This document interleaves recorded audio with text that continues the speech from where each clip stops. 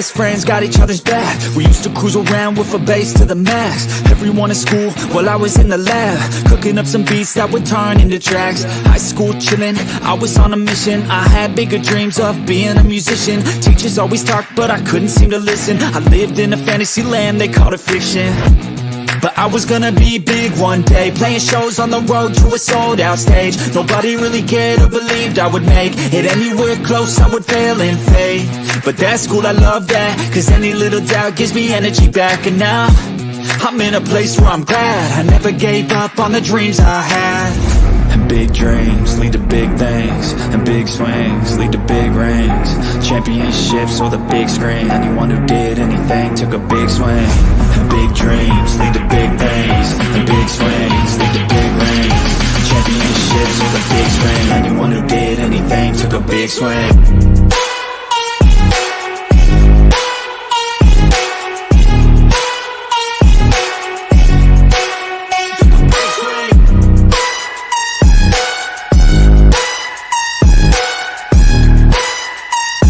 Yeah, let's go.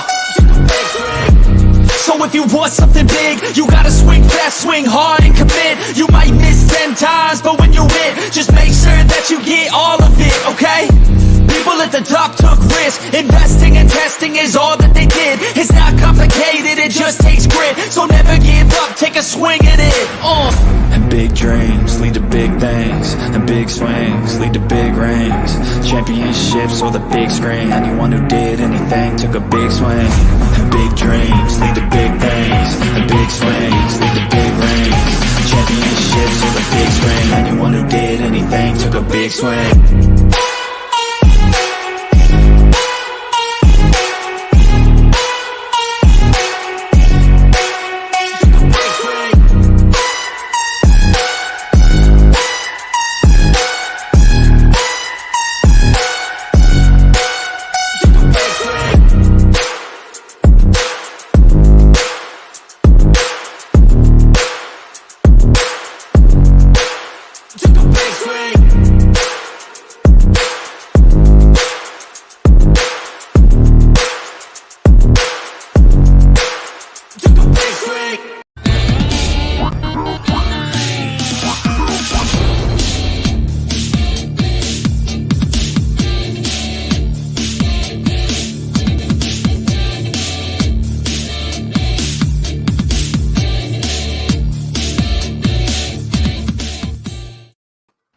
Hey guys, what is up? Welcome to Pick and Roll Podcast.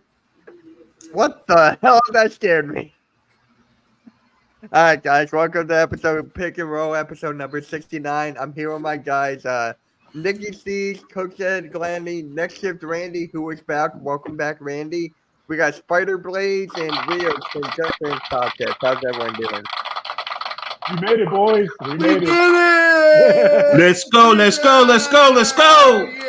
Yeah. 69, doing Hey, fine. What better way to do 69. 69 if you got sticky fingers and sticky feet like the Spidey Man. Now I understand. What about a sticky mouth? Hey, pause. young Sticky game. feet to That's hang fun upside game. down while Mary Jane gives you a kiss. I'm a Sixers fans. I got the colors. Hey, I got the green screen. Hey, You know what? Let's get Man. started with it. The Sixers survive Hey, Game 5. So we're gonna start off with let's start off with Blaze here. How do you feel about this game in this series after last night? you know how I felt going into it. Yeah. I can see it's hard for you guys to take me seriously with this mask on, but you're gonna have to deal with it for a little bit because I'm Spidey Sixer and I'm hanging on by a thread. Is what Ah, That's what that team is doing right now. They aren't the bullies. They're your friendly neighborhood 76ers, or today they could be the 69ers. But it's so hard to like hope whenever it's a game that they had no business winning, in my opinion. Like they could have handed that game away a dozen of times through the second half and then into the overtime, or even have a chance to get into overtime. And I think that you can't give up hope if you are a Sixer fan, but it doesn't look good. Like we were talking about yesterday, I threw out the while he still has worth if they lose to the Knicks tonight. Should they trade Embiid to try to get a bunch back for him now instead of waiting too late? And I mean, it came to that for me, and I was that on the fence, and it's like you wait for this all year, and it finally gets here, and your team's not clicking. Like, can I blame it on? Oh, they were hurt, and they had to finally get together at the end, or oh, they never have their whole team. No, anybody. There's half of the league can complain that complaint that their whole team was never there. It's frustrating, but at the same time, you got to be optimistic because you're still alive. And that's the name of the game right now, is to stay alive. It's one game at a time now. So if they win the next one, then you got a game 7. It's anybody's ball game. But I thought it was done. I thought it was done last night. I did too. And Rio, how about you from the outside looking in? Yeah, it was a good game. I really thought the Knicks were gonna, close the door on them, but the Sixers stayed alive and they pulled up the upset. They lived to fight another day. Yeah. And Maxey had to drop 46 points. He had to become like Michael Jordan and Allen Iverson. It was a good backcourt between him and Brunson. I liked it. When you're down 6 with 15 seconds left or 27 some seconds left, it looked like it was done. It's them Reggie Miller moments. Coach remembers what I'm talking about. Reggie Miller with a couple seconds trying to make a miracle happen. That's always the case. Coach. Yep, Yeah. I've seen those comparisons. But I mean, it's weird when it happens like that. You think, is there hope? Because I was close to giving up hope. I'll be honest. It didn't look good going I into gave up hope. I gave up hope. My See, guy. If I would have been live for that, if I were live, you would have heard me toward the end for saying this season's over, folks. Now it's time to go to the off season. We're gonna have a long stream about this. Then a few minutes later, when we're headed to overtime, folks, stay tuned. Game 5, overtime, be coming right up. Yeah. And Randy, on the outside looking in, how do you feel about the Sixers and Knicks series? For me, it was a good game. Back and forth. I love the play on runs. Definitely, that was really good. But for me, the one play that's going to stick out for me the most was when they allowed you guys to inbound the ball with Maxey. I'm like, foul him. I'm like, just foul him. Like, just hack him. Do something. Like, just and he pulls up just beyond half and nails that dagger. And I screamed. I scared everybody in the house. I was like, are you fucking kidding me? I was like, what just happened? And then afterwards, they even talked about it, and even Tibbs said, we got to talk more on the court. There's got to be a little bit more communication. So come game 6, I'm really interested to see if anything changes. So yeah, and Coach, we talked about. They Oh, ripped come no. on, man.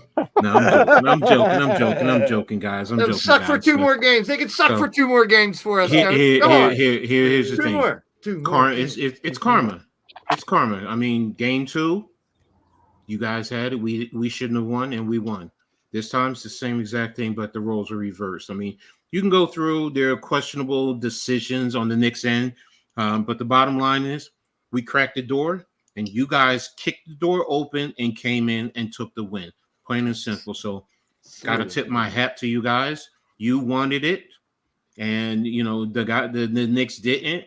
Jalen Brunson with the mistakes. I mean, Mitchell Robinson with the 4-point blunder. Just let him shoot. Josh missing a free throw. I mean, these are the little things. You talked about the fouling.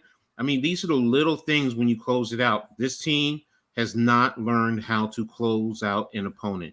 When you have the opportunity, plain and simple, you got to be ruthless. You got to basically step on their throats. That's the old saying. But what I like to say is you got to punch them in the face, then kick in their door, and then go punch their mama in the face to let them know that you're serious. And the Knicks didn't do it.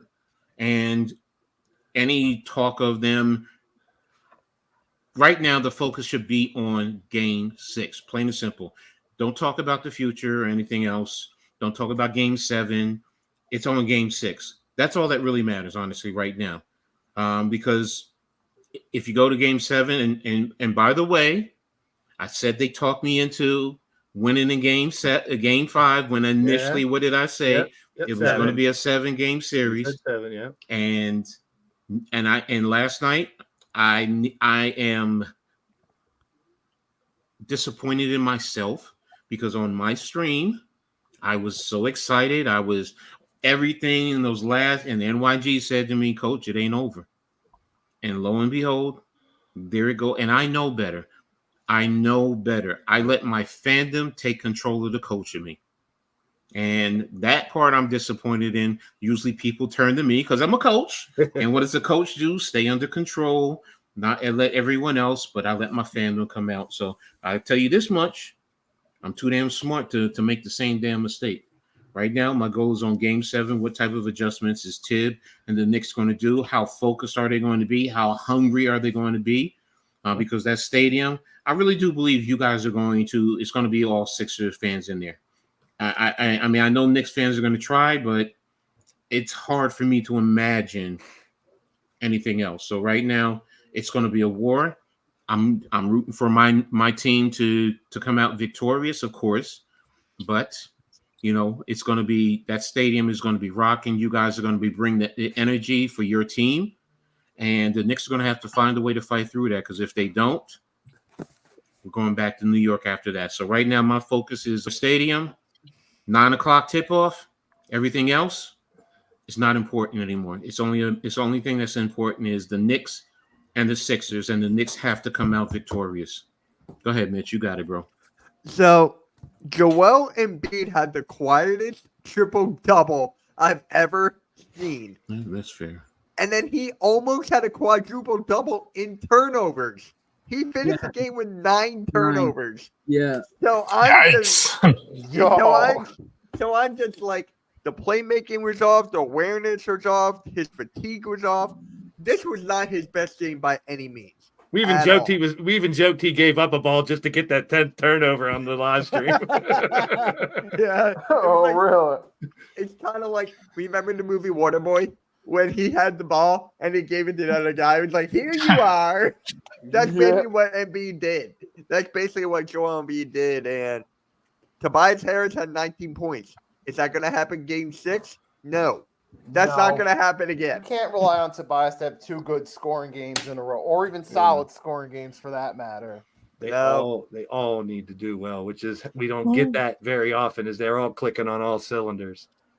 I mean, come on, y'all. I mean, I know y'all killed Tobias Harris, but you know, stay in the moment, man. Stay in the moment. He really did ball his ass off yesterday. He was playing good defense, you guys.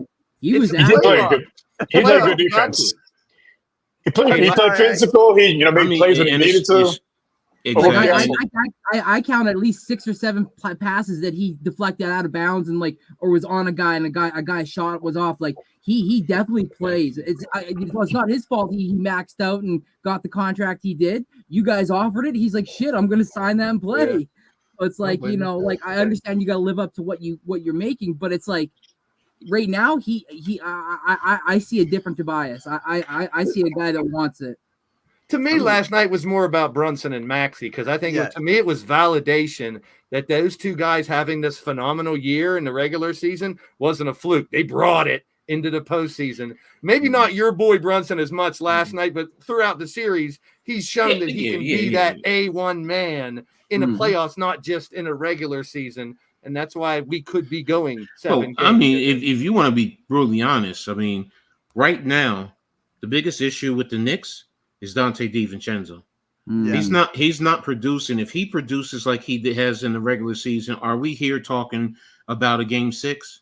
Honestly, I don't think so. Probably not. I mean, he scored 8 points yesterday. I mean, he's been single digits the past 3-4 games when he's averaging dang near 20 points a game. I mean, if he plays even it gives us half of that. It's a different series, and they're foul shooting through. It's not just yesterday. It's quite a few games. I mean, they literally 10 free throws yesterday, 10, and it's everybody, Brunson included. They're all missing free throws. I mean, and you can't. That's gimme. That's like walking down the street and seeing a bag full of money, and you just walk right past it. Come on, I think it's happening on both sides, though, Coach. Maxey missed 3 free throws in the clutch last. I mean, he was clutch by hitting us, but those 3 free throws could have prevented overtime in the first fucking place. So are you Peter Parker now? No. Oh, He's Blaze Parker. He's Blaze Blaze Parker. You can only last so long. You can only last so long under that pause. Yeah. Damn. But if I'm the Knicks, they're putting OG on Maxey. They're saying that enough's enough. I'm putting my guy on him. OG's a dog. He can get after it. And you're saying enough of this fucking shooting from all over the place. We're gonna put our best defender on you, and we're gonna see if you can beat us. And I love Harvenstein. I love how he plays, but man, sometimes it's like you bang your head against the wall. Like, what are you doing, dude? Can't handle Embiid. But here's the thing. There's one thing that really frustrates me with the Knicks defense on your pick and roll with Maxey and Embiid. Especially when Robinson's in there, he's giving drop coverage. Yeah. He's not extending. At least extend him out, and then you can recover. That allows your partner to get into position because he's dropping, and then Maxey's just coming up and shooting a J right there. Where if as big as he is, as long as his arms, you're forcing him towards the sideline. You're not even doing that, and I don't understand why. And it's not just yesterday; it's quite a few games in this series, and I don't know why the Knicks are not. Are you that afraid of him, Embiid? I mean, is that what this is? Because as big as he is, Mitchell still makes it hard for him to get a good pass. You still can have backside help.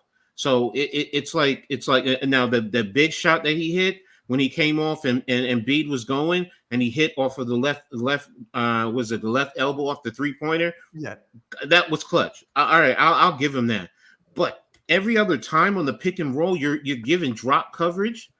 That's giving Maxey, and that's another reason why he's having a great series, because the defense is not doing what they need to do in terms of extending him and forcing him to go to someone else.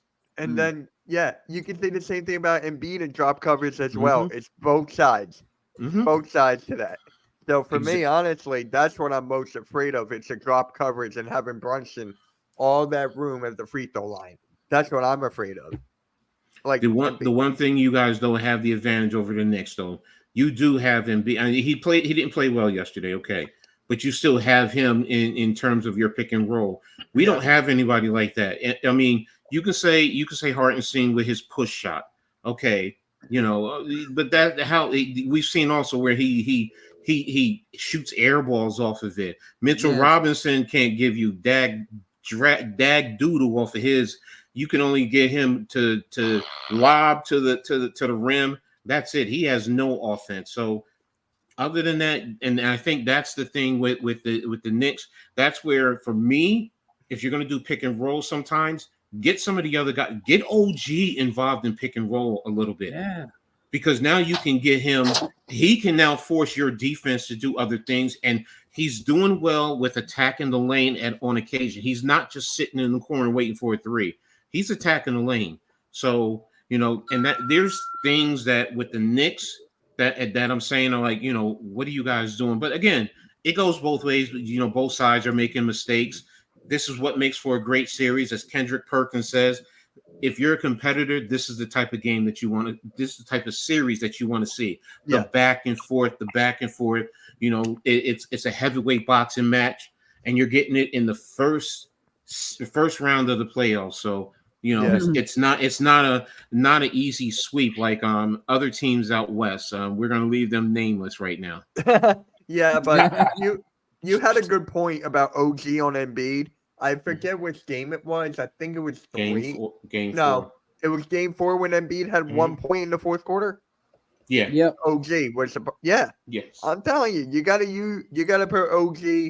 He's a good defender, man. He locked down Jokic when we played them. He locked down Jokic. So, well, I was talking about offensively. I'm not talking about. I'm talking about we use Brunson and OG in the pick and roll action just to give a different look. And if we're going to talk about a big in the pick and roll, I don't want to say forget, but not Hartenstein and Mitchell alone. Where is Precious Achiuwa? In that was my question.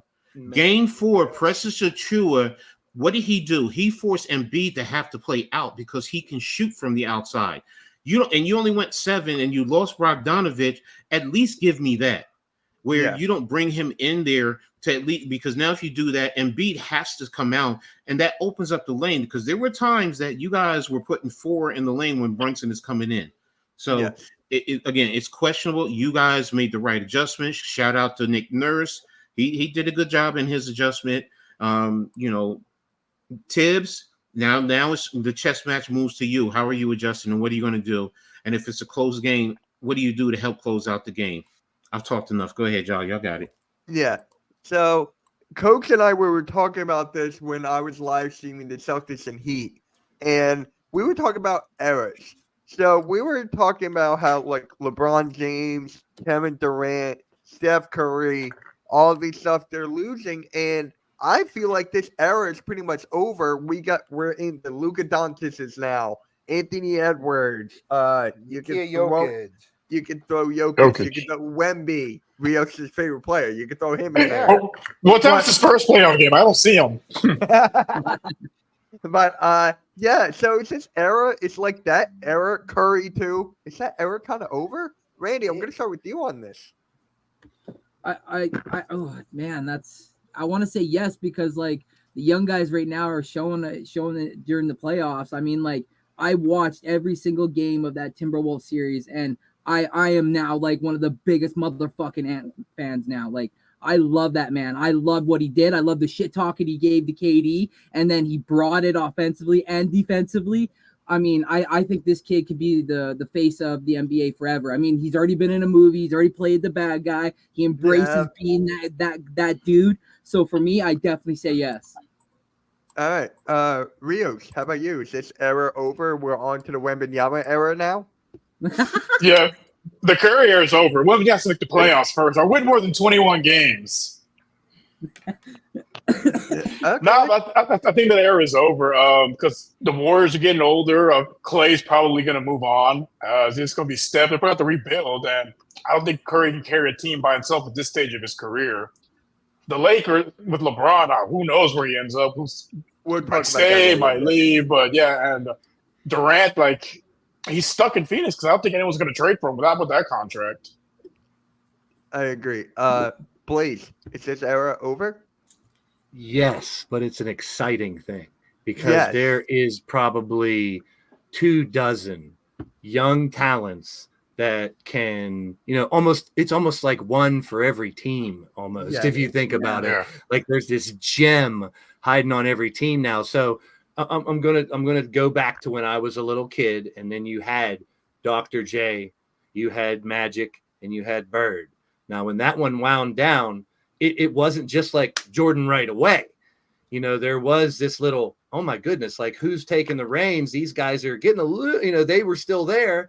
Jordan, then you had that crew that Jordan came around with. You had the Kobe's era, and like LeBron's last couple of years now, Durant, all these guys that we've seen for the last 2 decades. You got to think it is time. But 2 things. Number one, I'm really happy that we got to really live through this era with the Durants and the LeBrons and et cetera, et cetera. And like I said, I can't remember a time when there's more superstars. Now, there's also that elite level above there when you go up to that top tier. But right now, elite superstars, there's ones on almost every. It's so exciting for the future. So, yes, it's over, but I'm excited for the new era big time. Kevin Durant. That's good. That's good. Nikki, yep. Nikki, is this era over? That era is starting to fade out now. Now you see we're at that point where the younger guys are step up. The teams with, in this case, the Minnesota Timberwolves with Anthony Edwards are going further in the playoffs than the Lakers with LeBron, KD-led Suns, Warriors with Curry, who didn't even make the playoffs this time around. You're starting to see the Tatum and Brown Celtics, even though those guys have been there for a bit. They're one of the contenders. Jokic, his Nuggets, is fresh off a championship win. We're at that point where these guys are stepping up. Yep. And Coach, you and I talked about this the other day a little bit. And you got the Nuggets and Wolves as the main series of the second round. We were talking about that late. I can't wait for that, man. I can't wait for that. So, Coach. And the SGAs. But I'll let Coach take it from here. Coach, go for it. Yeah, it's over. I mean, you guys all hit it. The transition. I mean, if you look at it, the young ascending superstar. Let me phrase it. Let me back up. Yes, it's over, but it's slowly ending right now, and that's the thing. I mean, you think about it. There's one that most of us haven't talked about, Pablo Bencharo. I mean, he's one that as long as his game continues to develop, he's going to be one of the elite ones, maybe in the East. So you can go through. You guys hit the ones in the West. So and it's as Blaze said, it's exciting. You have to love it. This transition. So at least you're not going to have a what if or a dead era. So and now after last night, Tyrese Maxey, he has now put his name on the map as saying that, what, he's one of the elite. And I'm going to say this now, my unpopular opinion, this team is not Joel Embiid's anymore. It's Tyrese Maxey's.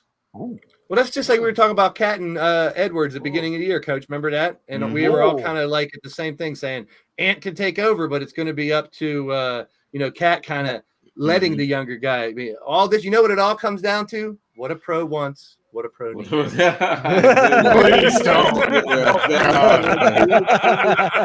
That's a good one. I like that. Quite at that point with the Sixers, because we see with Embiid, they had a much better record with him, so we're not at that point yet. Now, if we get to a year or two from now, maybe, but not at that point yet. I mean, I get it. It's just that I watch Embiid, and to be the player that he is, and I get he's hurt right now, but still, you threw a 50 piece on the Knicks, so I'm sorry, there's no more excuses. Yeah. You have that. He should be dominating, period. And the one who's dominating consistently through this whole playoff series is Maxey. Yeah. He's saying this. He's taking the mantle. It's just like as a Knicks fan, it was Julius Randle's team. Brunson came in and took over this team. Yeah. And that's what I see in Maxey. I mean, I'm on the outside looking in. I don't see it. But as an outsider, and especially from this playoffs, I'm saying that this is becoming Maxey's team if it's not already. Well, I agree with your assessment. Shout out to Earl Cole. I agree with your assessment because when I was on the post team at Philly Sports, my main dive says he goes, Maxey to Embiid. Look at me. I'm the captain now. Mm-hmm. I'm the captain. You got to give him the reins. You got to. Mm-hmm. I mean, it's a young man's game. Maxey set a stamp saying he's a future face in this league. You can argue that. Mitch, what did we talk about the last year about what Embiid could not do late in the season in the playoffs? Close out the games. Yes, he looked awkward doing it. As great as he is, he didn't look like the guy that we could just say he's going to take the last 12 possessions and close it out, whether he dishes one or two and tries to complete. Embiid can't do that. Maxey can. He showed last night he can. And we got two players that can drop 50 throughout the playoffs of not closing. Yeah. And that's what I mean. We needed a closer. They need a closer. I mean, now is Maxey a always clutch closer? He did it once. So you got to do a lot more to prove to me, even though I could be the biggest homer of all homers. He's a Kentucky guy and a Sixer guy. I mean, that's two of my favorite teams. So I got to love this guy. I've invested money in this dude. I've talked about how much money I invested in his cards his rookie year because I was hoping I literally banked on this guy, and I'm not a gambler. I'm glad to see him reach this next spot, but it's the closing ability that I hope that he can do that Embiid cannot. We've been witnessing that throughout his career. We've seen the growth. We've been seeing all the work he's put in. And honestly, I have a question before we go to our next topic here. Maxey, all NBA second team this year? You guys think all NBA third? Obviously probably not third one. Team. I can see third. I'd say probably third team. I'm thinking about the All-Star team and stuff too. I can see third team as well. He's the most improved player. I mean, he could end up getting a year of all NBA 1 or 2, but this year I'd say 3, just because there's so much fucking talent. There's so much talent. There's so much talent. That's literally my favorite player. And I'm trying to be unbiased. Would I love him to be first all team? Yes, but I want to be real. I think there's still room for growth in that kid. Mm-hmm. I mean, as much as he looked great last night, there was times he looked like he didn't know where he was as well. Like he didn't feel as comfortable throughout the whole game, in my opinion. He's not a seasoned playoff guy yet. But to Coach's point, he's already proved he's going to bring that game that he has in a regular season into the postseason. And I'm telling you, I've seen the same thing for Brunson. When he's going to take control late in the game, whether he didn't do as great as you're thinking, late in the game, he wanted the ball. Late in the game, Brunson wanted to create. And I loved seeing that, man. That was like, look at this guy grow. Even though we already know he's top 12, 15 of the league, look at him grow even more in front of us in this playoff series. And it's kind of like, I'm glad Randall's not there. Because then could it have maybe messed up the chemistry? I'm playing both sides. I'm playing both sides. I get you. But the thing is, when you think about this, when after the OG trade, remember when they traded for OG, they took off. If it wasn't for Randall's injury, who knows where they really would be? They had, I think, 1 or 2 losses. I'm saying it might have been a blessing in disguise. No, I get what you're going, but what happens is Brunson is saying, I have to take more of the load. Yeah. When you have Randall, he can distribute more of it now, and it changes the defense's focus. Yes, I'm saying the same thing you said earlier from the outside looking in. Yeah, I get it. From Maxie, I'm telling you from the outside looking in, I'm fucking impressed with Brunson even more that I didn't think I could be even more impressed. But in this series, I'm like, oh, he really is the dude. You know, I'm like, I've seen him do it all season. But I'm like, can you do it when it really matters? Exactly. And they both I'm loving the series. I thought it was over. Yeah, so do I. I'll be real. All right, TRL, where the hell are you? Because the Suns' big three a flop. It's your Suns Phoenix 3, big 3 a flop. Let's start off flop, with flop, fizz. Oh, what a relief it is. It hurts though, man. That's such promise. Yes. I mean, that right there. Yes, you were thinking of the big 3, that type of whatever and what was going to happen, but that's when you cross talent and money and you see what happens where it diminishes everything else, because it's not just 3 players to win a basketball game. I'm sorry, it's not. You need those important key role players. I mean, you guys have one of the guys who was on that team. Am I correct? Cameron Payne.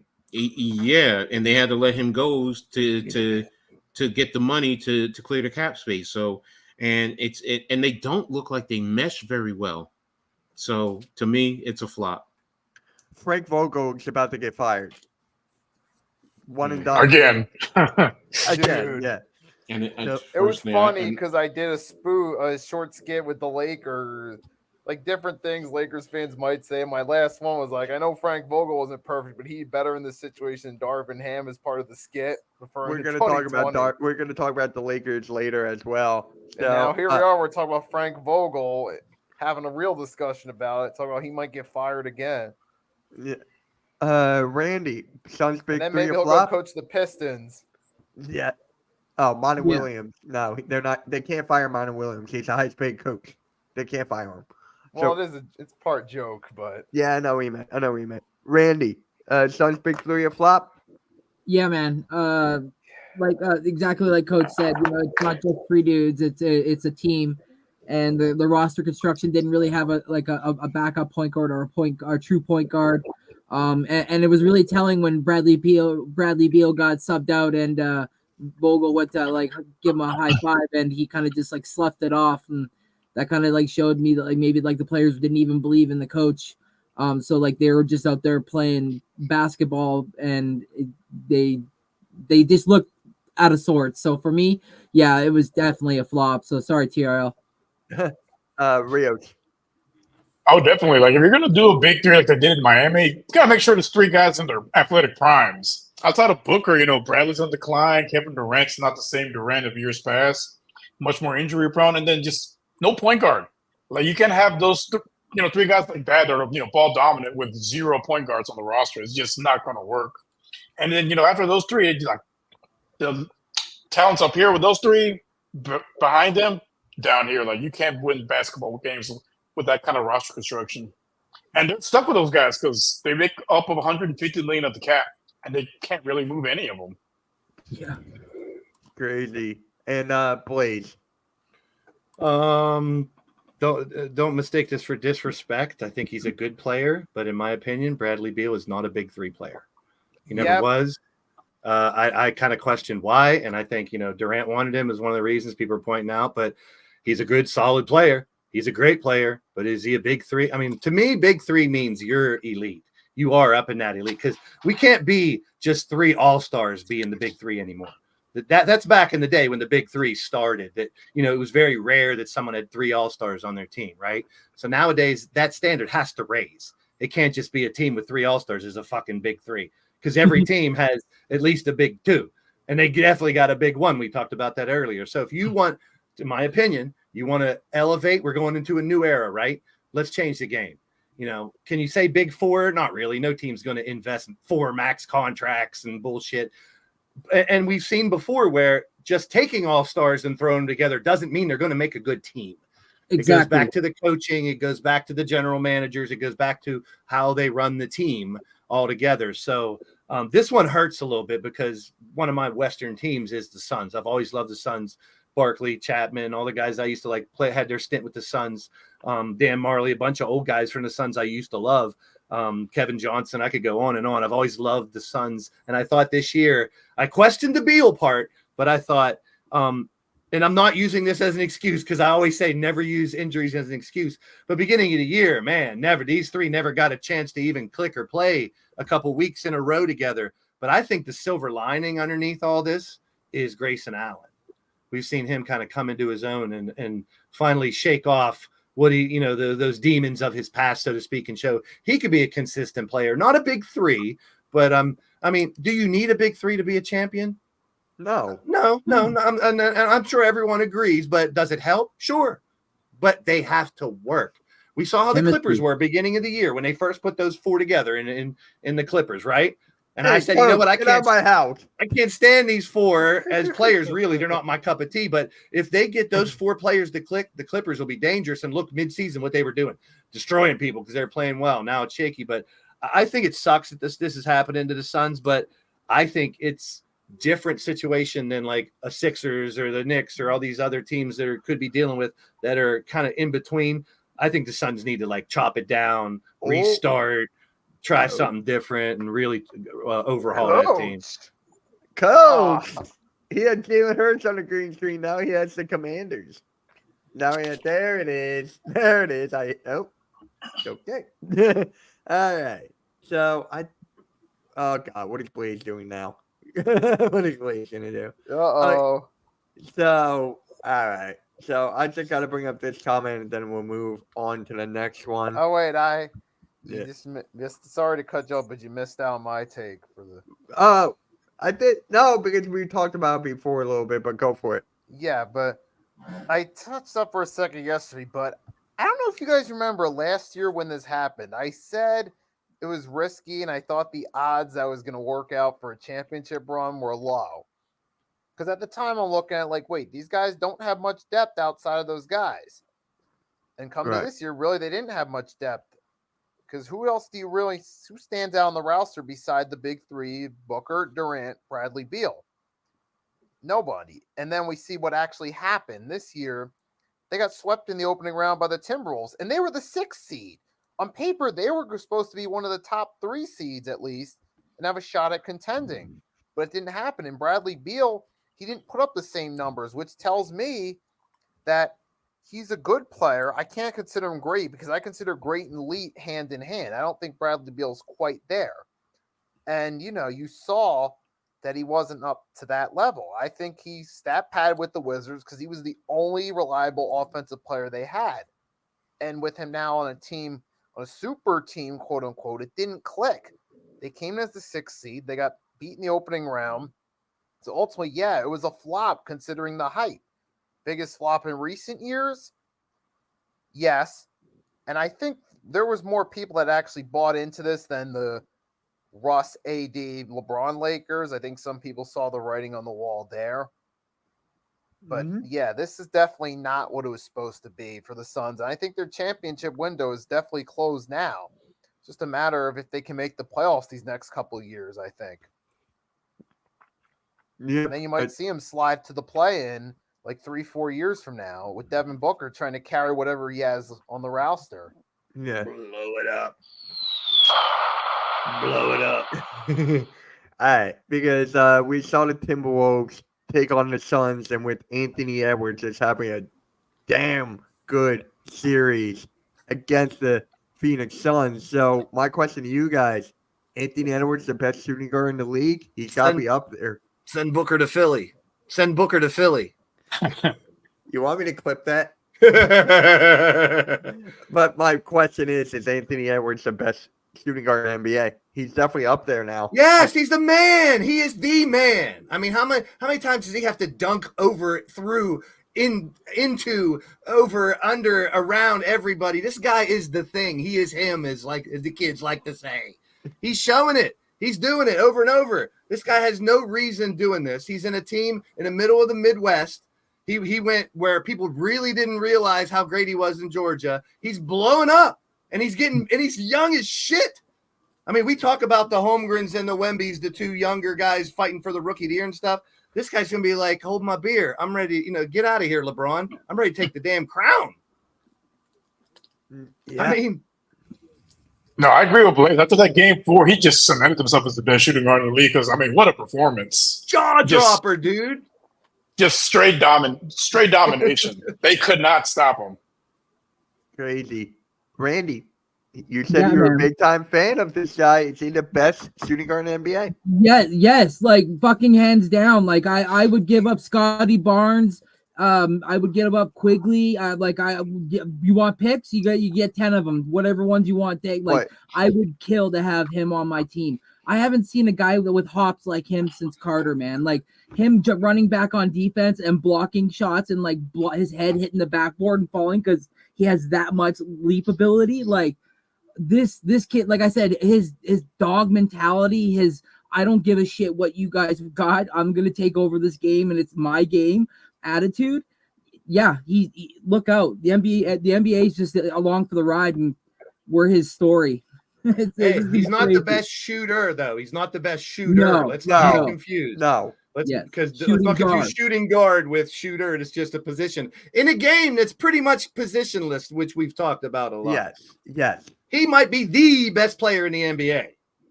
Let me just throw that out there. And I think this ascension started, like we mentioned, months ago during FIBA. Like you saw him taking that next step. Yep. So he's better than Luka? Could be. We don't know. He's just getting started, bro. He's literally just really getting started. Like last couple of years, he's ramped up, but he's just getting started. Yeah. Now, don't get me wrong. I said it earlier. There's 24, little baby superstars ready to be blossomed. I'm not saying Ant's the only one sitting on top of this Rushmore by himself. I'm saying he could be the one, but there's probably 5 that could be the one to be next because we're losing LeBron. We're losing Durant. We're losing Steph. Wemby. He's right there with him, but he's only a year in. We can't tell very much within a year. Yeah. What am I? Coach, best guard in the NBA? Best shooting guard? No. Muted. You're muted, Coach. He's going to say no. He's going to have a real good reason why. No, he's not the best shooting guard in the NBA. And he's going to have a real good reason why. He's the best player in the NBA, period. Yeah. But yeah, no, I mean, you guys hit it in terms of his ability, his talent, his attitude, his mentality. What hurts him is that realistically he plays in Minnesota. You put him in New York, you put him in LA, you put him in Philly, Boston, Chicago. I was Miami. just going to say, none of us are Wolves fans. None of us have, this is just us as basketball fans being real, what we're seeing. Mm-hmm. So because you rarely see Wolves on TV. And you know what happens when Ant does things like he's doing? Other people are saying, "Wait, I can do that shit. I can try to compete." Then next year, John Morant comes back, a guy named John Morant, and he's saying, "Wait a minute, I was supposed to be the one that gave everybody the wow moments." Step aside, Ant, and now you got like 6 players that are all doing it throughout the whole fucking season. NBA is, I'm just hype about the next era. I really am. Yeah. And the thing about Anthony Edwards, like you said, shooting guard. He can also play small forward. He can play point guard. Yep. You know, so that's why to me it's For the not position basketball, like Blaze said. Yeah. it's not shooting guard. He's the best player right Have now. you ever heard anything off the court about him? Bad attitude, missing practice, bad. No. Have we ever heard anything negative about Anthony Edwards? I think I I've heard never. something about he uttered a 6-letter word starting with an F about a summer ago. I don't know if it was just Okay, well, I mean, that's what I'm just saying. Have we ever something. had any kind of personality issues? Because if we're looking at him to be the face, you got to have it all. You got the marketing aspect, the on the court, the personality, the guy on the mic. You got to have a little bit of everything. Kind of like a pro wrestler. If you're going to be the face, you got to have everything. I heard Adam Sandler say in an interview that he kept calling everybody sir, yes, ma'am, during this on the set for the movie he did. So like that right there told me a lot about his character and like that, he was there, he was his business and, treat everybody the same. So for me, One other question about Ant. What kind of shoes does he wear? I should know this because I used to be the sneakerhead, but what brand is he? Does anybody know what brand he is? Adidas, but they're ugly. They're pretty ugly. All right. Well, hey, that's the thing, though. Remember, he's up in a game too. He's the type of player into another. So that could make a shoe company bigger because of he gets bigger. This happened look at the supposedly marketing like around summer 2022-ish or something on an IG video or something. Because I just looked it up. So this was a few years back. I mean, I don't know the full details, but But no big problem. He's never beat up his girlfriend, got caught with a gun. We never, you see him in interviews, he seems pretty cool. It doesn't seem like a dick. Like, I don't even want to talk about LeBron's interview. We can when we talk about him, but that we can LeBron get Mitch. saga is going to go on all summer. Yeah. But So Anthony Edwards, Lord help us. Nick, Anthony Edwards. But with him, though, it's pretty much, for the most part, it's passed over. Now, you don't really hear people talking about canceling him over that. I mean, it was hot for a minute, but now it's cooled over. And all you hear now about Anthony Edwards, everywhere you go, is positive talk about him. His highlights during the game, the way he plays. And we remember he criticized last year load management, which will do him some favors with the old school type fans as well. He'll get in their good graces. And then, if he can pull a deep run, get the Timberwolves or possibly to the finals, you could be talking about him over Jokic in terms of marketability. And that could lead to him being the face. And the contract? Not just the money, not just all that. He hasn't been hurt. His health has been pristine. Good point. How many times has this guy been injured? I can't even count. Don't you jinx him, Mitch. Don't you jinx him, you son of a... Game one, Nuggets and Wolves. Down goes Ant Edwards. 5. Oh, Here we go. I will quit Blame this. Mitch, and now it's trending. over. You're right, though, Edwards Mitch. is my son. You're Anthony right. Edwards is my son. We knew it. Glad We he's knew the it. cover up. He's Ed Edwards. But Blaze, you were saying? I was saying a lot. I know. I never shut up. What are you talking about? No, you were saying about like the health or whatever. Yeah, I mean you're dead on. I mean it's I don't want you to jinx him, but like I said, we've talked about all these players who play banged up throughout the season. He may very well have had injuries throughout the season, but just sucks it up and plays a tough son of a bitch is what I'm trying to get at. He's the total package. I can't find that's why I asked about the characteristics, the personality and stuff. I was like, thanks for coming over for dinner. hey, who's coming over for dinner? Oh, Bro. Because my train of thought, what do we have? Now I'm like, what are we having for dinner? Shit. All right. I'm hungry too. Now, I just want to address this. Fungi, I would not put Maxey there. I would put Anthony Edwards or Luka there. I would not put Maxey there. For Yeah, I Ja, put Maxey at small forward then, just to get him on the list. Yeah, to but there make the was- list. We Halliburton. forgot about Ja because of his off the court history and the fact that he missed most of this year. He kind of slid under the radar of our discussion. Well, Yeah. he did Come get back? suspended, but let's think Yes. about it. He's also had injuries too that have Yeah. kept him off. It's not just the gun thing that kept him off the court. And there was the injuries this year, so that could Mhm. serve as a red flag to his potential. It already has. Yes, If he Taco. continues to trend downward, this will be remembered as the start of his downfall this last year, if he continues going that road.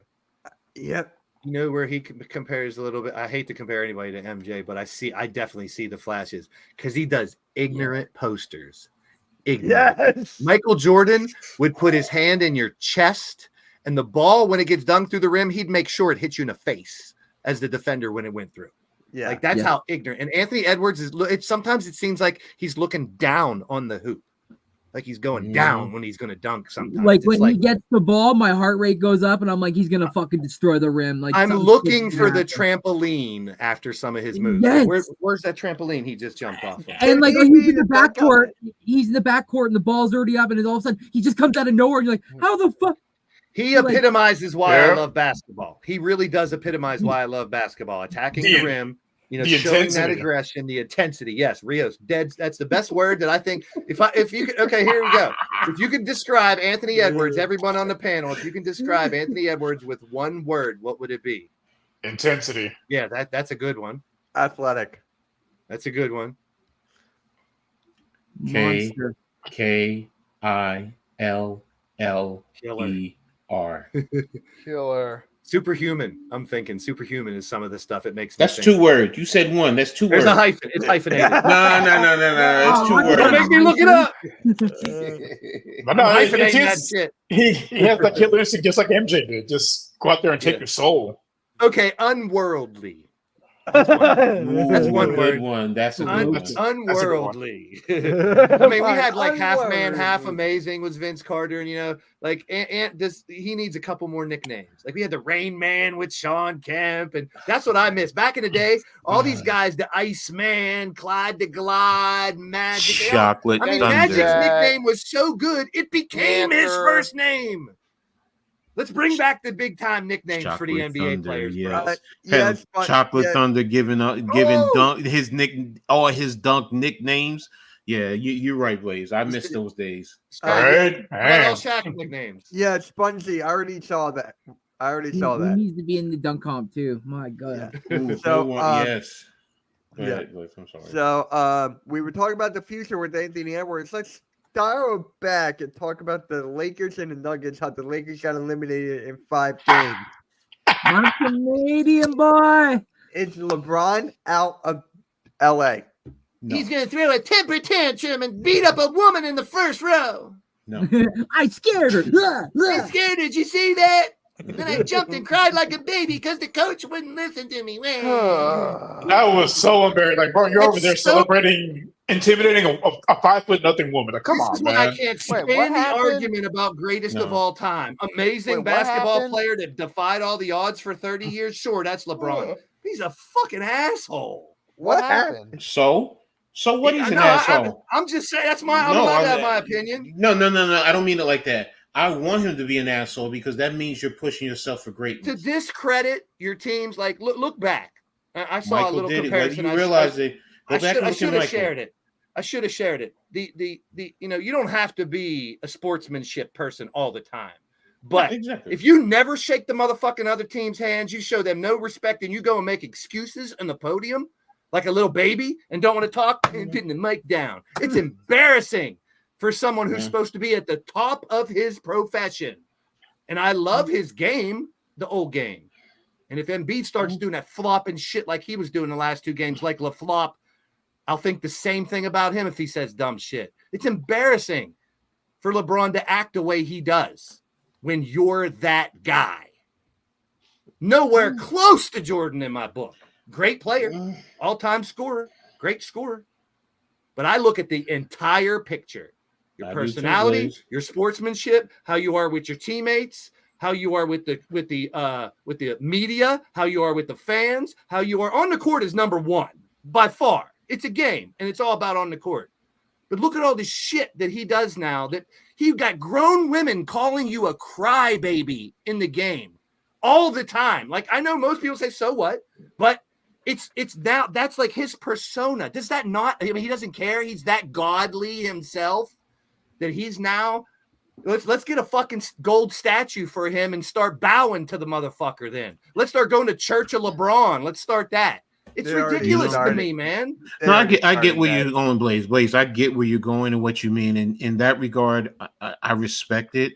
But when I played, I'll be back I in a don't give minute. two craps what people think per se. I don't. You're not I on mean, TV though. He's on TV. if I representing was a on product. TV, no, that's what I'm getting. If I was, I wouldn't care. But see, that's the thing, though. It's all right. Some people are. No, I get where you're going because you're including the money aspect in that regard. Where me, the only thing that matters is this: how I get it. I don't care if people like me because in the end, I'm great. It's all about the championships, which is why I hold Bill Russell so much higher than everyone else. And that's the thing. Now you're talking about, like you said, how do you respond to the media? To be honest with you, because I had a hard time initially, mind you, I never knew how to handle the media. I didn't like talking to the media because a lot of times my mindset is they manipulate and they twist your words around, or they take everything. So in terms of the media, I get where you're going, especially today. And I'm talking about coming from 1980s. So it's a different era. But I've also done some a little bit, but I've done some journalism in terms of interviewing players after games. There's also the emotion. I get all that. I'm talking about this new era. But this is yes, the thing I get for it. the I show. get it. I just said we got. I get it. Let's go back to 24 young, very impressionable kids coming out of college that are looking to be you, LeBron. They want to be you. They want to be the man on the court for 30 years. They want to be able to play like you. They want to be able to play as long as you did, as good as you did, or as best as they can. But right now, he is a bad example. LeBron is a bad example on the court, off the court, on the mic, everywhere. Retire, motherfucker. Retire. Fuck your kid playing with you. Get the fuck out of the league. It's got such a great future, and he's pissing on it right now, in my opinion. Why are we? Because we have to talk about his bullshit instead of these 12 to 24 superstars that are going to carry this league for the next. But why does everyone have to like for example? Because he puts it out there. No, Blaze. What I'm saying is, like, for example, realistically, if we didn't bring up LeBron, I don't have to feel I have to talk about him. I don't care if we talk about that him. rep. He's built that rep. He's earned that rep, in my opinion. And anyone out there who thinks this is not me versus coach or not, this is good debate. This is why I love this show. Is it me? Okay. This is why I love this show. I love this. And Coach, you understand it. I'm talking about the people out there because when people get heated, like I get emotional like this, I get passionate. People might think it's not. This is all in the love of the game. But anybody in the chat who might think I'm just here, just popcorn.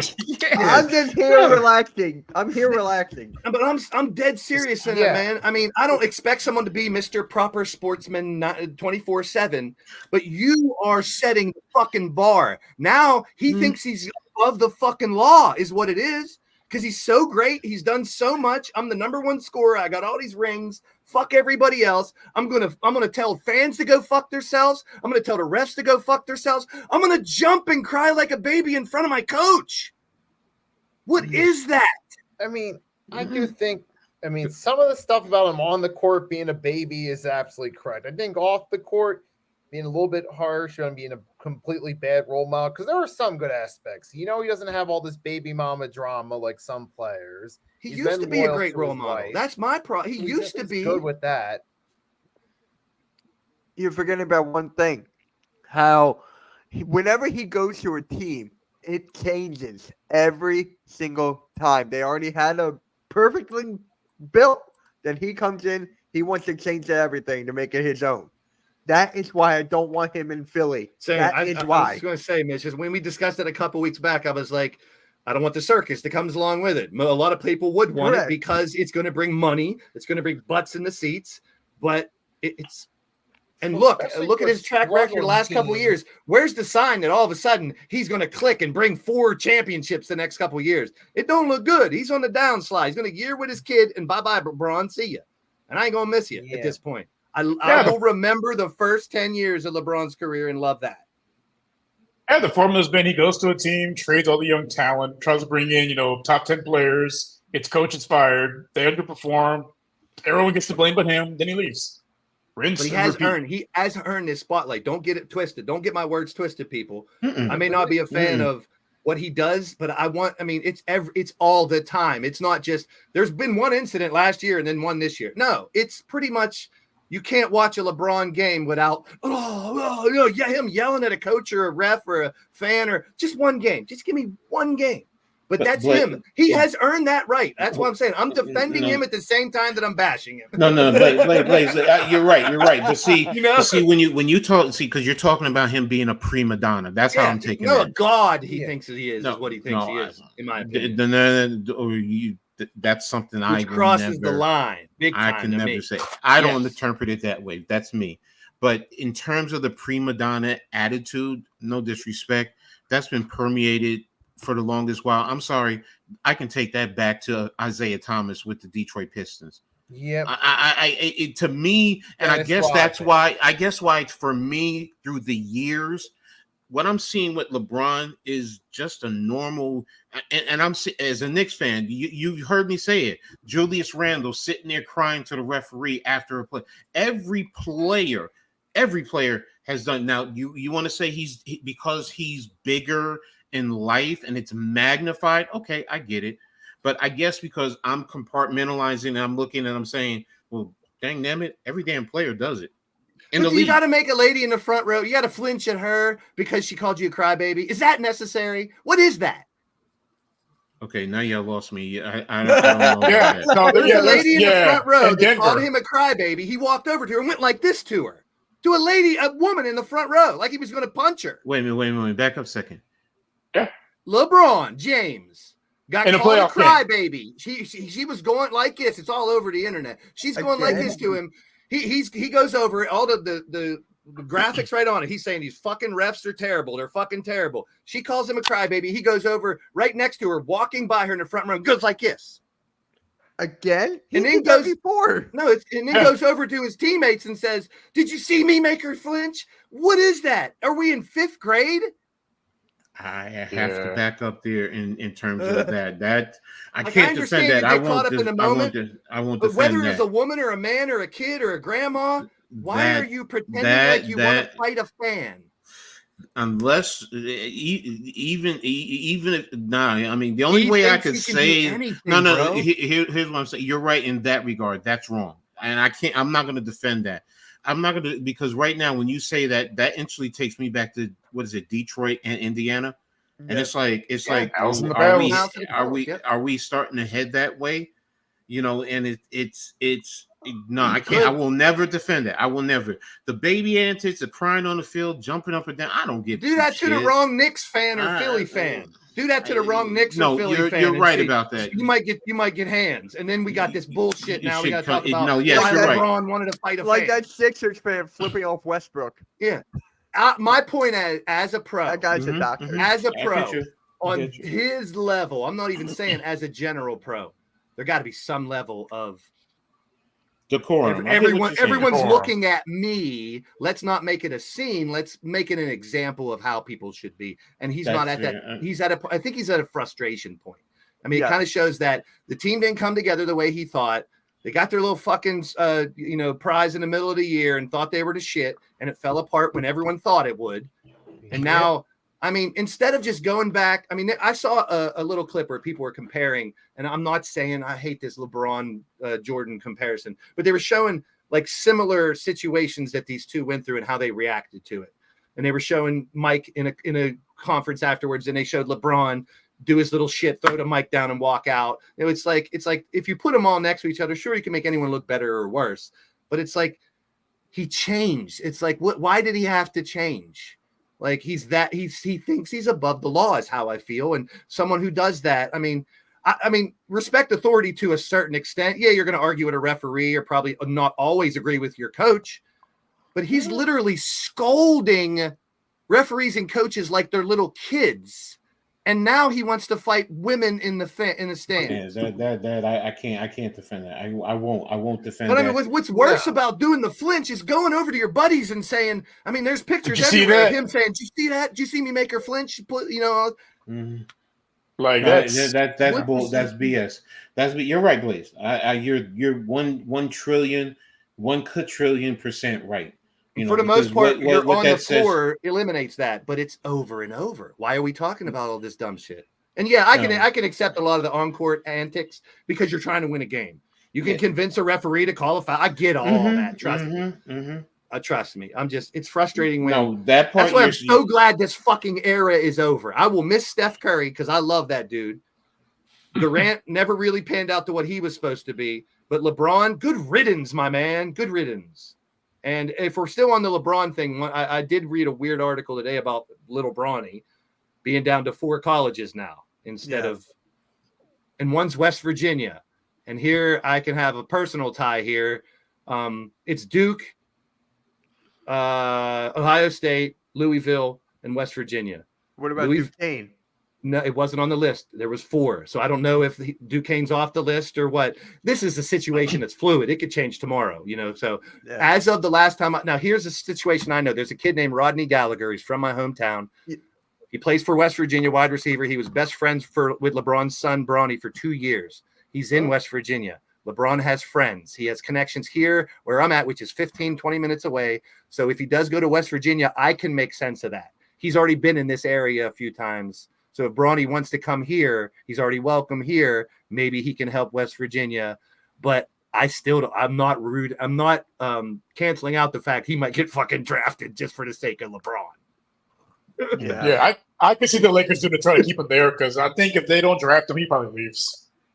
Which I think is the dumbest thing in the world as a business. You got a I player get it. option for Why? 51 million. Yeah, y'all but forget. don't go into the draft. Where does LeBron go from there? That's the big LeBron question. is staying in LA because they're staying. What you call was talking. All his businesses, he has so many business. Everything that he's doing is geared to staying in LA even after he retires. Yeah. So that's why the organization is trying to do things per se, because that's what he wants. He wants them to do that. Now, if he's not playing for the Lakers, for me, my opinion is he would just retire. I would say I can't see him going to anyone. I mean, he's not a KD hoe where he's just going to go try and chase a ring in that regard. You couldn't see him go home one more time to Cleveland or something? No. He's already done that. Yeah. He's LA. He's LA. Yeah. He's LA. He's LA. Now, if I can't, I don't think it's going to happen. But if the Clippers were to find a way, I could see him saying, "I'll." Nah, you know what? Let me backtrack. No. I don't see him retiring because he's going to want a farewell tour. His ego he's going to want a farewell tour. He's not going to retire. Yeah, he wants 5 more years. But it's LA. It's with the Lakers. That's what I'm saying. He's going to say, at the end of the day, shout out to Blaze Radio for that. At the end of the day, he's going to say in LA. But listen, that is something that we will have all offseason to talk about. Trust me. So thank you, LeBron, for giving us content for the offseason because, we talked about the decision 1.0 back in the day. We're going to have that kind of shit all offseason. So, all right. Now, let's talk about the most hype series of the next round. Minnesota Timberwolves versus the Denver Nuggets. Well, now that Mitch jinxed it and Anthony Edwards is getting hurt in game okay, 1, there goes this. Well, you said jinxed it now. You said jinxed it. Kidding. I'm joking. I know. Oh, great. My Siri went off because of that. But, Timberwolves versus Nuggets. How do you guys see that series painting out? Who you guys got on top? Pause. It's going to be a good one. I think it's going to be a good back and forth. I think because, with the Nuggets, they play as a team. Even on the off nights, they still find a way to win. And Jamal Murray turns into Jordan in the playoffs. I love Jamal Murray.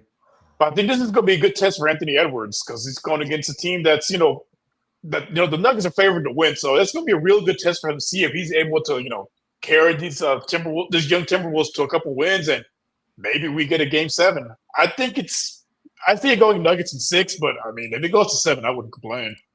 I would not complain either. Nikki? And spinning off what Rio said, I still think the Nuggets are the better team, but even if the Nuggets win in 6 or 7, that could be a good confidence booster for Anthony Edwards going forward. He can learn from that experience of being against the top team, coming close, and do better in the future. But I do think as of now, the Nuggets are the better team this season. I think as long as everyone on their side stays healthy, they should come out on top and move on to the conference finals. How many games? Who you got on top? How many games? The Nuggets in, I'll say 7. All right, Nuggets in 7. Coach.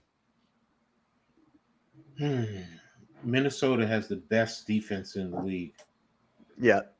And that right there is where it leaves me. And Ant knows that this is his opportunity to make a name and elevate his status in the league. And there's one big other factor, because if Gobert can at least contain, I'm not saying dominate or shut him down, but if he can contain Jokic, and you have Murray and Edwards, who in Denver matches up with Cat? That to me is probably going to be a big X factor. Yeah, they probably throw someone like Aaron Gordon at him or something. It's gonna be, it's gonna be tough. It's going to be tough, and it's like, my mind says don't vote against Denver, but my heart is like Minnesota right now is on the upcline. They really are, and they play very well defensively. And it's how does Denver handle that defense? And Minnesota, it's not just their starting five. They have guys on the bench that can come in and sustain. Mm-hmm. I'm going to go with the upset, Minnesota in 7. Oh, okay. All right, please. The beauty of this one is I have no freaking idea how this is going to play out. And I love that about it. I really don't. I mean, obviously you want to think, Nuggets are the champs, Nuggets on a roll. They got Jokic rolling, Jamal playing hot, Porter on fire every once in a while. They got seems to be rolling on all cylinders right now. Why not just roll through towards? But then you got this red hot team. And like Coach just pointed out, when you got one of the best defenses also, you can change the game. You change the pace. You change the flow of the game. If they can take them out of rhythm, they'd have to steal one in Denver. That's the bottom line. Which that's the bottom line. Can they steal one in Denver? Is the question we're asking, and that's tough. That is tough to say. Yeah. So I'm gonna pass. I don't know what's gonna happen. I can't wait to find out what's gonna happen. I would hope 7 games. I'm a 7-game guy. I love game 7s, or I'll take every series in the whole damn playoffs to go 7. Yeah. Hey, the best 2 words of sports, game 7. Yeah. Yeah. And for me, it comes down to Michael Porter Jr. Is that guy going to be automatic from beyond the arc? Is this guy going to hit his shots? Because if he's on fire, I don't think Minnesota can contain that. I honestly don't think so. So I got Denver in 7. Here's the thing with Porter, too, and I'm a big MPJ fan. I love Michael Porter Jr. I invested in him, too, just so I get both Tyrese's. But the thing with Porter is, can he do that and blow up and be that guy? Yeah, but he's inconsistent. He could be very inconsistent. That's always been his problem. As talented as he is, if he could tap into that and gain consistency, I think he's got the talent to be a perennial all-star. But right now, he just suffers from that. Can't stay even partially consistent. But when he clicks, here's the other side of the coin. When Porter is hot, like you say, and he is tough to defend, he gets tunnel vision sometimes, and he doesn't pass the ball. Like, he's not the best assist guy. He gets very greedy when he gets hot, which a lot of shooters do. But that could be his downfall sometimes too. And I'm a huge Michael Porter Jr. fan, but he could be the X factor, is what you're trying to say. And then if you want to flip the other side of the coin too, Karl-Anthony Towns. We all know what that guy can bring. He's a stretch 4. That guy, we've seen him put up like what? How many points did he put up when Embiid dropped like 70? Cat dropped like 40 or 50 that one night. Hey, and I said is capable of that. Watching Cat since Kentucky, I know how he is, and he's an alpha. And we talked about this beginning of the year too. Will he give up the reins to Anthony Edwards? So right now the conundrum is, it seems like he is. It is Ants, but can Cat show that he can be old Cat at the same time while we get new Anthony? You know what I'm saying? Like, he's given over the reins, but he still has to be the Cat he can be. But at the same time, kind of step aside for the new boy And that is a hell of a duo if they can do that. But Mhm. Cat is, like we talked about at the beginning of the season, Cat isn't the one to be like, and think about him. He's the guy who has doesn't been defer. the man for a long time. And right now, who is everybody talking about? Not Cat. They're talking about the other guy. So you bet your ass Cat has a fire under there to show. He wants to show the fans and everybody, hey, you're talking about my boy, and he's my boy, but I want to show you guys I'm still here. So that could be a factor too. So I'm with you, Mitch. Correct. And one more You know, thing good before point, good point, Mitch. one more thing before we go into the next one. Rudy Gobert. We know what he is on the defensive side of the ball. What is he going to bring on the offensive side? Is he going to bring up 0? Is he going to bring up like If they don't got, he can give you a 20 piece, a 25 piece in the middle of and he can get going. And don't forget what's his name? What's the point guard? What's his name? Conley. Conley will get him going, and next thing you know, you're getting those lobs, and he can sky over Jokic, man. He can sky over Jokic, and if he starts getting those monster dunks, which energizes that team, man, and it changes Denver on how you have to defend them, because that's the whole thing. And then you add Conley, and Conley he's sneaky good. He'll just sit back there, give you that lefty three. Then he's driving right down the lane, kicking it. I mean, that's why Minnesota to me is. But you made a good point, and Blade, you made a good point. Like you guys, you've been watching him since Kentucky. I've been watching him since he was in Piscataway, New Jersey, going to St. Joseph Metuchen, and literally around not that far from where I used to live at. So I've seen him play in person. And back then, yes, Blaze, you were right. He was a man amongst boys, and he's ascended it, and he's been put on that pedestal where he's used to that. So you're right. So I'm still taking Minnesota in 7, though. Yeah. And one last thing before we go into predictions. The Boston Celtics. People keep on saying that they're like leaps and bounds over everyone else. And I'm like, no. The Sixers are there. The Knicks are there. You can argue even the Cavs.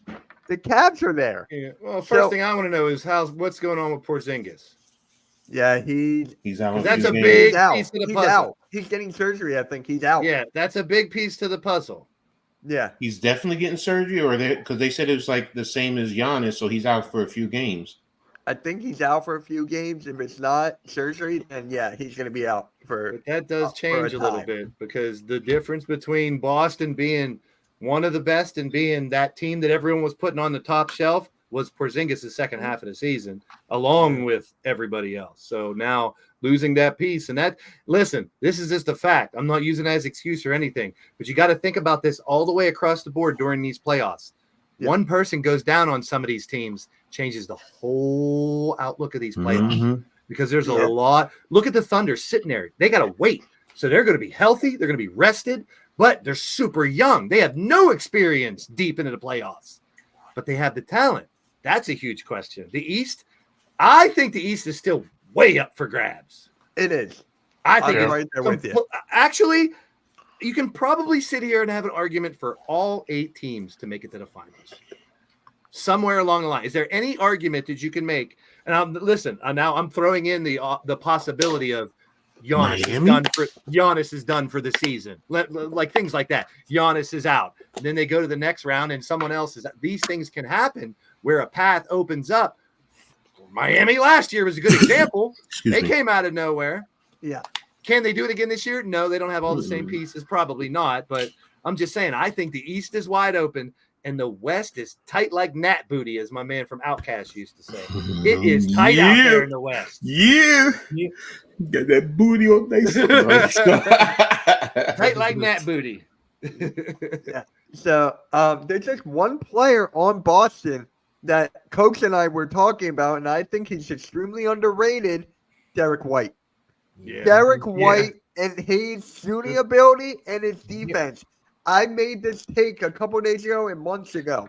He might be the piece this year that finally gets him over the hump if he continues playing that way. Yeah, coming into his own, definitely. Yep. Yeah, Derek White's going to be an all-NBA defensive team first. He's going to be all first defensive team.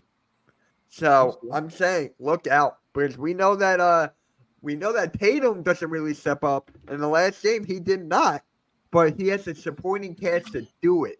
That takes him over. But I can still see the Knicks or the Sixers taking them because of how physical we play, how dominant it is on both sides of the ball. Man, go So, full circle I to can my see first, both one of sides. my first comments about these 24 young guys ready to take over the league. The best thing about that is there's probably another dozen guys right below that level that can make it up into that level and give us even more stars. Like we were Correct. just talking about some of these names that are, the mid-level stars that have the talent, just need the opportunity. And if they do, the next thing you know, we got more legendary players to talk about. I mean, it's just super exciting right now. The rest of this playoffs is going to be fire. It's unpredictable to me at this moment, even though you got the Nuggets and Celtics who have led the way most of the year, but that doesn't guarantee shit at this point.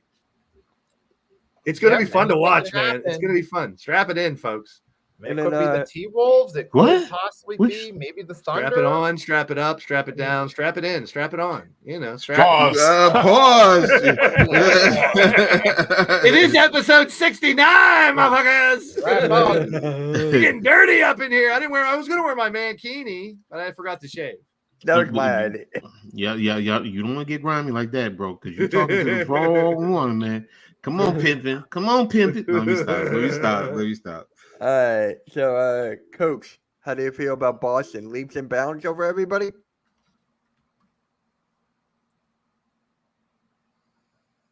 Boston. Okay. I want to go Coach. bitch slap that damn team after. No, you stop. No, they're not leaps and bounds over everyone. I mean, I agree. First and foremost, how are you going to handle a team that's physical? I mean, to be honest with you, if they face Orlando is a physical team, and they play good defense. So heck, even Cleveland with their quote unquote twin towers, so they do play good physical defense. How do they handle that? But Boston does seem to just find a way. This year Are you serious? All right. I love it. Don't even give Everybody get it. Everybody grab it. Everybody grab it. I can't even see it. I can't Right even at the see it. bottom. No, it's not. It's not there for me. Sucker. It's okay. But Coach, oh boy, damn boy. Yeah, I mean the physical level. How do they do? And you want to know what? Even if Porzingis was there, he doesn't. I don't think he can handle certain physical players. So, are they leaps and bounds over everyone? No. Are they still an elite program? Yes. So, but you know what? It won't surprise me if they lose. So, I knew, Blaze, you were going to put it out there. I knew you. I know you. All right, Rios, how do you feel? Yeah. You think they're leaps and bounds? No, I don't think they're leaps and bounds. I think the East is wide open, but whoever wins the East isn't winning the NBA championship. Whoever makes it out of the West is winning it. I think the West is leaps and bounds above the East right now. Yeah. You can make that argument, but I can see where you're coming from there. I can see it. All right. Now we're going to go with the predictions for tonight's game, and we'll throw in tomorrow's games as well. Heat in Boston tonight. At Boston. I mean, Austin. I should be the Celtics, but something just gives me an odd feeling that maybe the Heat might. I don't know. Maybe I'm just trying to go against the grain without realizing it. I mean, there is a chance the Heat might get a win, maybe take it to game 6, or Boston flat out wins it tonight. I'll put it that way. Okay. Coach. We ain't having no Boston Tea Party, so Boston. Blaze, while 69. you're having fun with 69, who you got Who does? winning? 69. Who you got winning? 69. 69, blow your mind, baby. All right. Let me guess. Home team? 69. Home team. All right, Rios. Boston. I'm going Miami. I'm gonna go Miami here. Dallas at the Clippers. Ooh. I am. So the series is tied 2-2, and it's in LA tonight. So I'm gonna go with Dallas. I'm going with the away teams.